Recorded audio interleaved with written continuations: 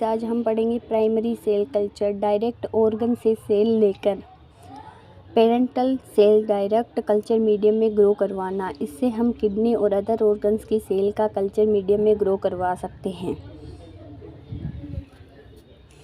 जिससे हम उस सेल या फिर ऑर्गन में होने वाली डिजीज़, म्यूटेशन, वेरिएशन का पता चल सकता है। प्राइमरी सेल कल्चर दो टाइप की होती है, एक अटैचमेंट कल्चर होती है और एक क्या होती है, सस्पेंशन कल्चर होती है। बात करें अटैचमेंट की, तो कल्चर सरफेस से अटैच्ड रहेगा, like kidney cell. Independent, surface से अटैच होने की ज़रूरत ही नहीं है, ऐसे ही ग्रो करेगा। लिम्फोसाइट्स, उसके बाद में बताएंगे कि ऑर्गन से सेल जब जा रहा है, कोई ऑर्गन से हमने सेल ली, तो उससे ऑर्गन से सेल को 3 तरीके से आइसोलेट करेंगे, फिजिकल मेथड के थ्रू, एंजाइमेटिक मेथड के थ्रू और मैकेनिकल मेथड के थ्रू।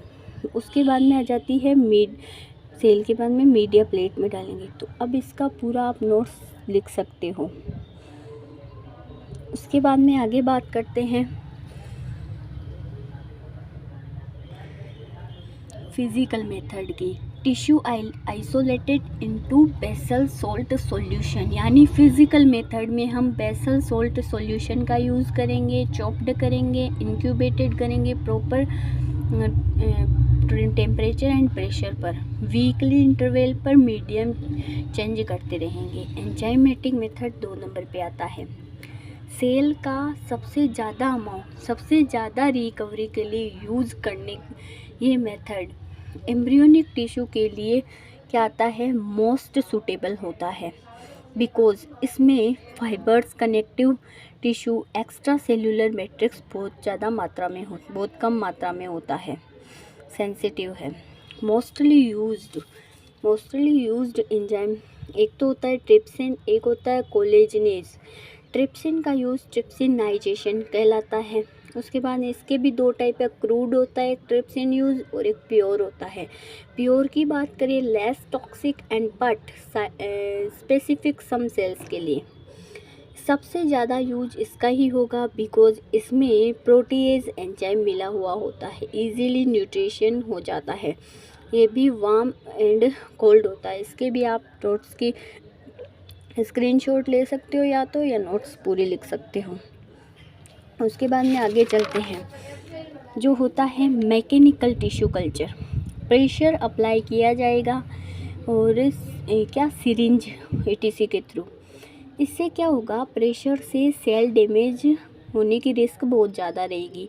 एडवांटेज, ये तो डिसएडवांटेज हो गया कि वो डैमेज हो रही है। अब एडवांटेज की बात करेंगे, लेस एक्सपेंसिव होगा, क्विक होगा, सिंपल होगा। Example use for salt tissue, spleen, brain, liver, embryonic liver, soft tumor ETC। Characters of cell, characters की बात करते हैं, मोनोलेयर, यानी मोनोलेयर के फॉर्म में आपको दिखाई दे रहा है डायग्राम में, नॉर्मल सेल जो मोनोलेयर फॉर्म में कल्चर करेगी, एक ही लेयर के फॉर्म में।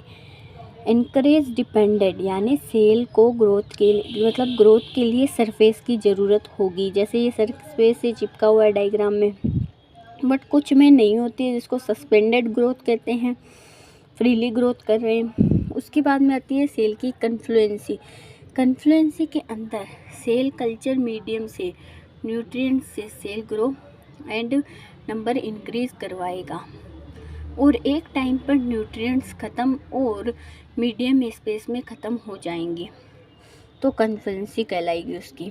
जैसे डायग्राम में दिया हुआ है, पूरा भरा हुआ है, न्यूट्रिएंट्स ऐड किए गए, 100% कन्फ्लुएंसी हो गई। इफ थोड़ी सी भी स्पेस नहीं है तो 100% कन्फ्लुएंसी, अगर थोड़ा बचा है तो 80%। सेल एजिंग का मतलब होता है नॉर्मल सेल की ग्रोथ और डिवीज़न की एक टाइम लिमिट होती है, यानी कितने भी न्यूट्रिएंट्स डाल दो आगे ग्रो नहीं करे। जहाँ सेल अपनी ग्रो कर सकेगी उसे हेफलिक लिमिट कहते हैं, जो यहाँ पे डायग्राम पे दिखाया गया एरो करके, हेफलिक लिमिट को डायरेक्ट डेथ होने वाली है टाइम और ग्रोथ के थ्रू डायग्राम पूरा। तो इससे आप पूरे नोट्स भी लिख सकते हो प्रॉपर, जो भी बाकी रह रहा है आप देख सकते हो। टाइप्स मैंने बता दी हैं। ओके।